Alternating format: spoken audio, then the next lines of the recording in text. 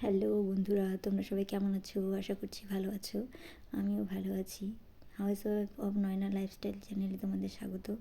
তো আজকে দেখো, আমি সকাল থেকে কোনো কাজই সংসারের কোনো কাজ দেখালাম না। আজকে আমি একদম চলে আসলাম বিকেলে। তো দেখো, এখন প্রায় 4টা বাজে। তো সমস্ত সংসারের সমস্ত কাজ হয়ে গেছে।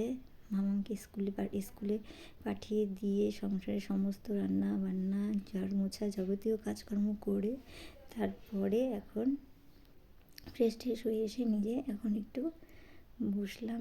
তো দেখো, এখন একটু আমি নিজের হাতের কাজ করছি। এটা হচ্ছে আমার এই কাজটা আমি শিখেছি। মেশিনের সম্পূর্ণ কাজ জানি না মেশিনের, শুধু সোজা সেলাইটা এগুলো জানি। এই মেশিনটা কেনার পর থেকে এই ঘরের নিজের ড্রেস সেলাই করতে করতে এখন আমি এই যে পর্দাগুলো সেলাই করি। এগুলো হচ্ছে পর্দা। দেখো, আমি সেলাই করছি যে এগুলো হচ্ছে, দেখো উপরে বক্রম লাগিয়ে নিচ্ছি, তারপর নিচে একটা ফোল্ড। এটা সোজা সেলাই, এটা আমি করতে পারি। আর জামা মনে করো কোনোখানে ছিঁড়ে গেছে এরকম, বা খাপানো মানে সাইডে একটু ছোটো করতে হবে বা বড়ো করতে হবে, এগুলো পারি।